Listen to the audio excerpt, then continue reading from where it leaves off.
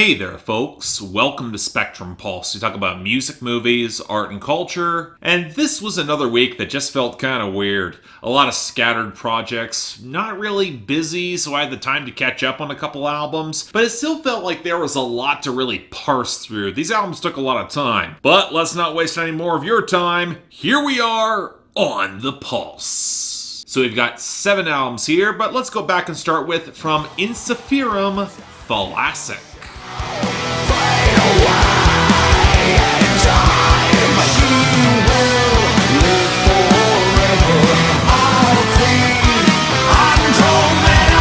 Okay, there are certain subgenres of music that are more often defined by their content than their sound explicitly. And I also tend to keep some wary distance from some of these subgenres. Not because they can't be good, but because acts in these subgenres can start to write themselves into a corner if they stick around so long. And this can happen to a distressing number of subgenres in metal, or for say power metal. This genre is at its worst when it's boring, I'll say it again. And I get worried when you steer into subgenres like viking metal, where the content, once you hear it a lot, can start to get a bit stale. Now, I would give some credit to Ensiferum. I'd argue their first 4 or so albums are really solid, and as somebody who actually listened to some viking death metal as a teenager, used to be a pretty big Equilibrium fan, Sagas was a great album, I can appreciate this in theory, but this is also a band that chose to embrace progressive metal and symphonic elements, and use that as an excuse to stop writing decent hooks for a couple projects. And while their sound got brighter, it led to a string of forgettable albums. Now, I will say Thalassic is a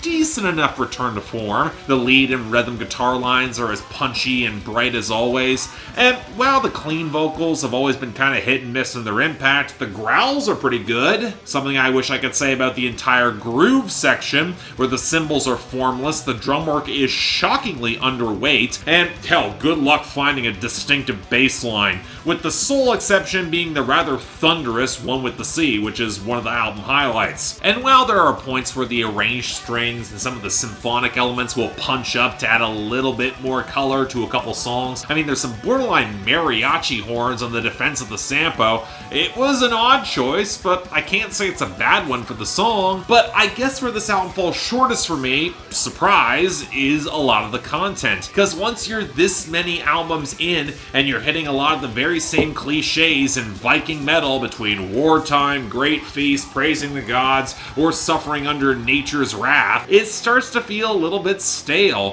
where the inclusion of Cold Northland to call back to earlier projects feels like a bit of a reach. That being said, it's still some of Ensiferum's best music in a while, but outside of a few very strong individual songs, it's solid but not particularly memorable.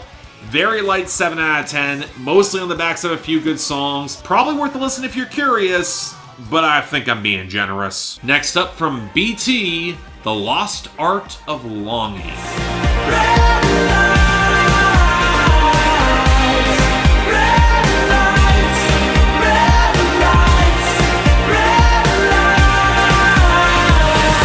This is another one of those cases where I'm covering an electronic producer who many would argue pioneered a lot of sounds, here specifically in trance music, specifically the glitchier, more complex and atmospheric side of progressive trance, a genre that I actually like a fair bit back from the times when I used to go to raves, believe it or not. That being said, going back through BT's catalog, while I will acknowledge the genre-pushing stutter editing and advancements in technology behind the scenes in a lot of his mixes, he's also one of those pioneers where I felt that his impact hasn't always translated, most because he tends to hop among current trends in electronic music rather than cast his own distinctive path. Now, you know what, to his credit, he often delivered great music while trend hopping, but I've also struggled to find his discography as weighty or potent as some producers who did build more of their own sound, or had more distinctive individual albums, both in trance and outside of it. In other words, I respect a lot of the foundations that he helped lay laid down, but I would struggle to put him among my favorite trance producers, especially given some very inconsistent work the past couple of decades, and thus on The Lost Art of Longing, well, not only do I hear some of the trap elements along with some of the vocal cuts, but we're also getting the blown out, bassy, heavy metallic distortion that's pretty much been the trademark of PC music for a while now, paired with some of the warping bro step touches that are quietly making a revival in the past 6 or so months. I mean, I'll give some props for BT for being aware of what's happening near the forefront of electronic music, maybe in the underground, and he can recreate the sounds pretty well. Hell, sometimes these may be even better mastered than PC music has on some albums, but when your 90-plus minute album is peppered with a lot of those sequences, along with some not particularly dynamic or interesting trance cuts, especially some increasingly generic-feeling vocal trance with some singing that rarely sounds all that well produced, it's not a great sign. Now, look, this also comes with the advantage that it's still really damn solid trance for what it is. Outside of Weltanschauung, I don't think there's an outright dud on this album, and the 2 vocal trance cuts that come in with Christian Burns, they are legitimately pretty impressive, but does this rise to his best, or feel especially revolutionary or potent in electronic music, either in his catalog or in 2020 at large? I gotta be honest, not to me. Solid 6 out of 10. It's gonna satisfy the fans, but it's way too bloated and formless to attract many others. Just saying. Next up from Seeming, the Birdwatcher's Guide to Atrocity. When I woke, the blood was gone. For a flash, I'd seen the hope bipedal in the white beyond. Yeah, I went Bandcamp diving again, and this was an unexpected gem, let me tell you. Meet Seeming, a darkwave project from former members of Thou Shalt Not, with splashes of industrial tones that, in comparison with many of the swampy, desaturated sounds that overwhelm the genre, Seeming is a bit more forward-thinking in its sonic palette beyond the ossified late 80s to mid-90s, along with veteran frontman Alex Reed, who's got a penchant for the theatrical and the high-minded pretensions. And that's a compliment for the record, because he's also one of those guys who can match it with a pop sensibility and a desire to actually write some distinctive hooks with bombast and punch. Now, I will say, when it comes to their previous albums, well, there's a lot of potent moments, but we are talking about a project that has had some uneven production that cannot quite match some of Reed's ambitions. So now with a tighter, more political focus on this album, well, it's a bit complicated. Let me start by saying that while this is niche in its sound, this is an album where Seeming gets a lot right, and I can see them getting some people on board. The hooks are stronger than ever, the melodic interplay off the drum machines is surprisingly intricate, but can lead to some really striking moments, like how on some of the synth embellishments on Go Small, that sounds just really good in the build-up, or the switch up mid-track on Permanent, or just how damn great the oily bass swell is on Reality is Afraid. And while I still will have some production quibbles about some of the synthetic vocal layering and some of the vocal melodies, they definitely have some of their roots in the 2000s, which might make some of them come across a bit dated. Alex Reed is a charismatic and theatrical presence without feeling overstated. And while most of the writing had me out of the gate for the stark environmentalist themes and the anti-capitalist bent, I like some of the interweaving of bird metaphors to its resistance subtext, not just in tearing down old orders, but the wild discovery of living on the edge outside of that system, what might be new and discovering what could be reclaimed. That being said, this is an album that is crying out for a richer or rougher production budget, and I can't shake some of the accelerationist angle in some of the writing, which isn't surprising if you're coming from industrial gothic decay, and I do like how there's an optimistic undercurrent to a lot of the apocalyptic songs here. The album doesn't comfortably fit into genre, and probably the closest analog might be that Elvira album from 2015 that I covered, but this is also an album that would be very comfortable with everything burning to the ground, with the assurance you're either going to go out in a blaze of glory or you're going to survive. And while I get the vibrant emotional appeal of that, it does feel a little reckless and can feel a little bit shallow on an album this nuanced or otherwise distinctive. In other words, this is a weird beast, kind of a flawed one, but there's a passion and unique creative vibe that I really liked. So 8 out of 10, Cool project, I really want to hear more. Next up from the Lemon Twigs, Songs for the General Public.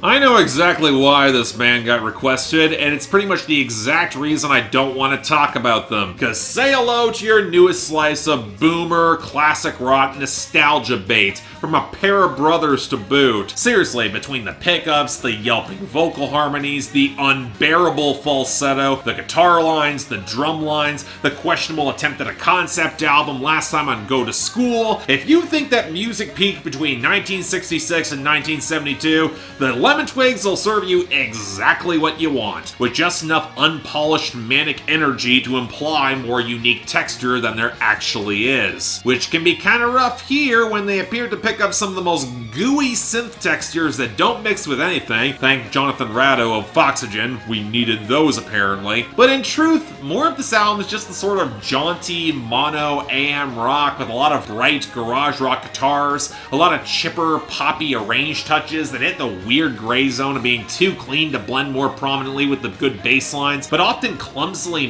mixed to bury some of the vocals, or mastered to strip away some interesting punch or texture. And really, there's a lot of odd, uncanny valley moments where it's not a pure retro revival like Kyle Craft that is going in new or interesting directions, but not a wallow in the cheap, twisted weirdness that you get from Ariel Pink. Now, this would be where the band gets the saving throw of, well, at least the songs are catchy, and they're having fun. Why don't you have fun too? And you know what, in some isolated cases, maybe that's enough, but there's still a shrill, cloying side to the sound that, while it might be organic, can feel increasingly annoying, especially when the content really is nothing to write home about. Now, this is where I feel like the Lemon Twigs really fumbled in comparison with the ambition they had on Go to School. The concept, that might have been undercooked and kind of stupid, but this album feels like a disconnected panoply of bungled relationships where you can very much clearly tell our brothers they're looking for a hippie exit strategy however possible, or at least a little bit more freedom to experiment or have entanglements. Then there's a lot of misbegotten dreams, but yet frankly not a lot in the way of exaggerated flair or detail to make this a decent parody. And that's not even getting into the quasi-incestuous embarrassment that's ashamed and that ends out the album. Look, there's a lot of flash into the right audience, I can see this touching the right spots, but by the time we got to cuts like the one that frankly sounded like a bad, oversold TV theme, I was about done with this. 5 out of 10, I wasn't really a fan. I got sick of it pretty fast. Next up, from Bright Eyes, Down in the Weeds, Where the World Once Was. Look now as the crumbling 4-5 falls down, and when the big one hits. I mentioned in passing earlier this year that I've got complicated opinions on Conor Oberst and his critically beloved band Bright Eyes, who broke in the late 90s, amassed a lot of acclaim in the 2000s, and then went on an unofficial hiatus across the majority of the 2010s. Now, to keep this short and put aside some production quibbles, I've never liked their synth mixing early on, the grooves tend to be underwhelming, and man, Bright Eyes albums can run long. Conor Oberst can be his own worst enemy, both as a performer and as a songwriter. There's an emotional intensity and sense of self-flagellating nuance that runs through his best work, and it can make some moments powerful, both big and small. But when it becomes a more affected performance, it can get kind of frustrating. And his political material has gotten very clunky by the time we got to Casadega. In my opinion, I'm Wide Awake, It's Morning is probably Bright Eyes' most accessible and likable work, although I probably think Lifted is probably the band's best for as pretentious as it is. But alright,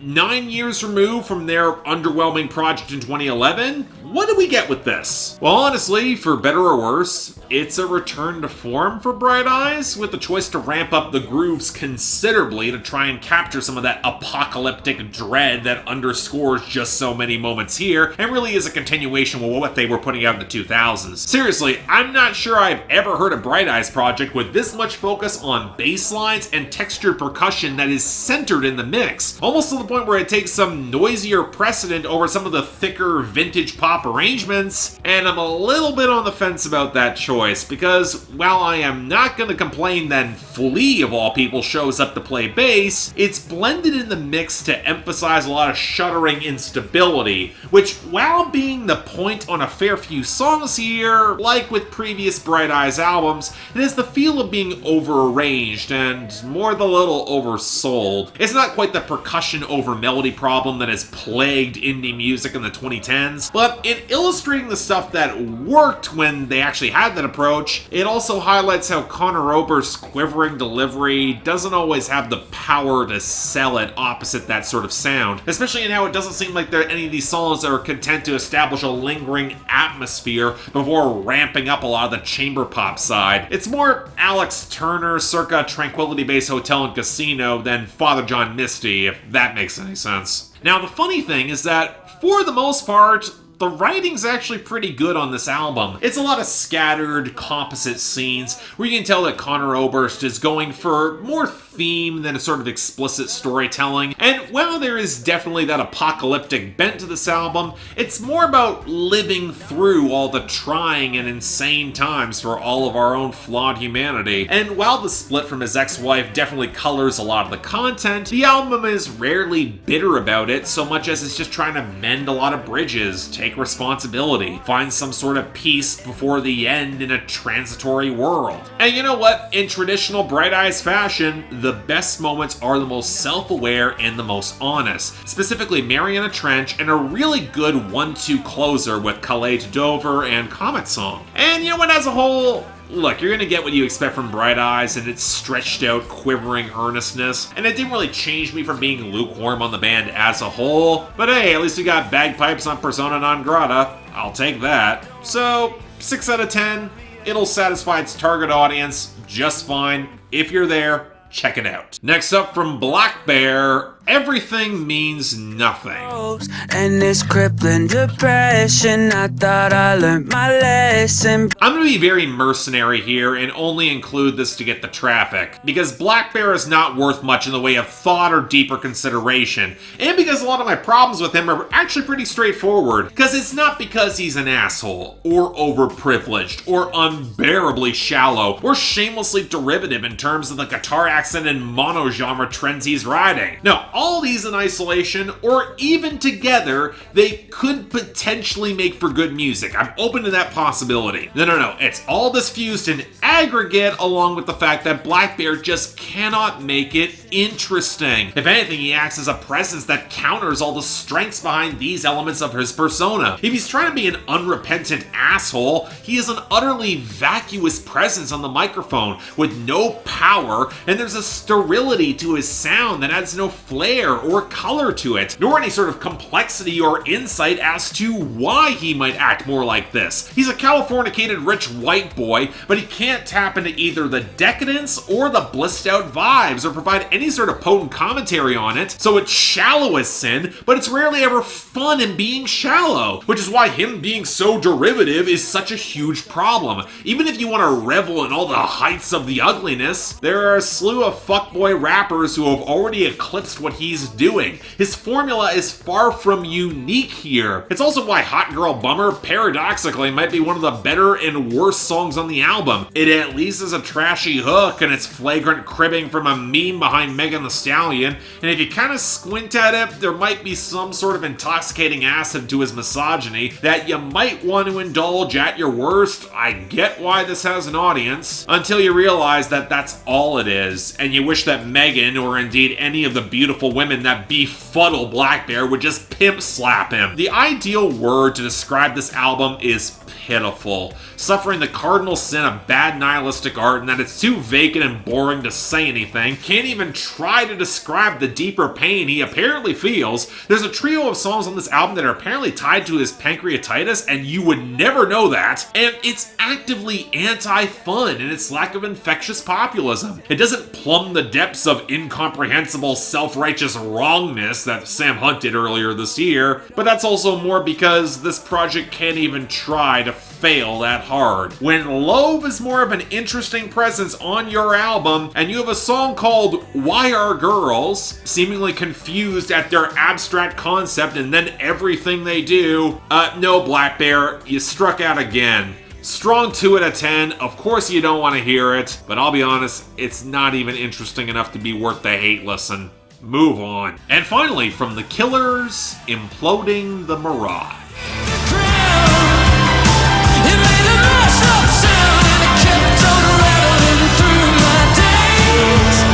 Look, at this point, I don't have any expectations for Killers albums anymore. Hell, I think by Sam's Town, or especially Day and Age, even a lot of fans would agree with that. You'll normally get a few impressive bangers on a front-loaded album, a flagrantly nostalgic view of 70s and 80s Americana, and the theatrical chops from Brandon Flowers to just go for broke on the mic. And then some writing that splits the difference between being brilliant and utterly ridiculous, with about 50-50 odds on how well it works. Now, what I found interesting on that last Killers album, though, that I covered with Anthony Fantano on his channel, was how much their co-writers and producers shone through, specifically Alex Cameron. And to my surprise, that's actually been amplified here, not only getting a member of Foxygen on production, but also including instrumentation from Lindsey Buckingham of Fleetwood Mac, frequent Perfume Genius producer Blake Mills, and Adam Granduciel of The War on Drugs. And wow, you can tell. Now, Granduciel wasn't producing all this project. Engineer Sean Everett, he might have been contributing, but this album definitely does not have that super polished gloss of a usual Killers album or the best of The War on Drugs, nor a lot of those soaring, ethereal blends that can be so intoxicating. It certainly can feel weirdly tinny and compressed given the choppy prominence of all the guitar strumming and lacking the blazing flair that the best Killers songs have, especially for as really blocky as some of the percussion and grooves can feel in comparison with the more sinuous bass lines. And I choose to blame Jonathan Rado, who also shows up on production as I mentioned. And you know what, that can drive me nuts, because starting off with a glorious supernova that is my own soul's warning, which probably cribs the most from the War on Drugs playbook, but is all the better for it, this might be one of the Killers' most consistently strong projects from a compositional level. I mean, it's stacked to the brim with great hooks, a lot of big coursing grooves, and arguably the best closing track they've ever had for an album. And that's before we add in the guest appearances by Katie Lang and Wiseblood that bring in even more power. Now, that being said, as much as the Killers will traffic in Americana, I do find myself missing some of the subversive layers that gave Wonderful some deeper replay value. As much as this album is a homecoming and a reckoning for Brandon Flowers, a lot of which seems to focus on breaking away from his own delusions of grandeur and trying to meet people halfway, specifically his wife and her experiences, it's hard for the personal resonance to hit quite as deeply, given that this album doesn't really have a power ballad moment to slow down, and it will still crank up all the iconography to 11. It really traffics in a lot of high symbolism, but could really use the slower human moment. And yeah, it makes for great theatrics, but the messy earnestness that is more textured doesn't always connect,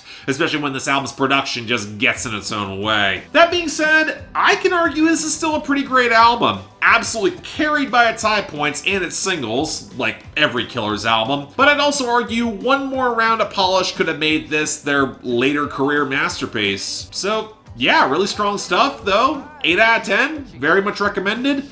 I'd love to hear this live.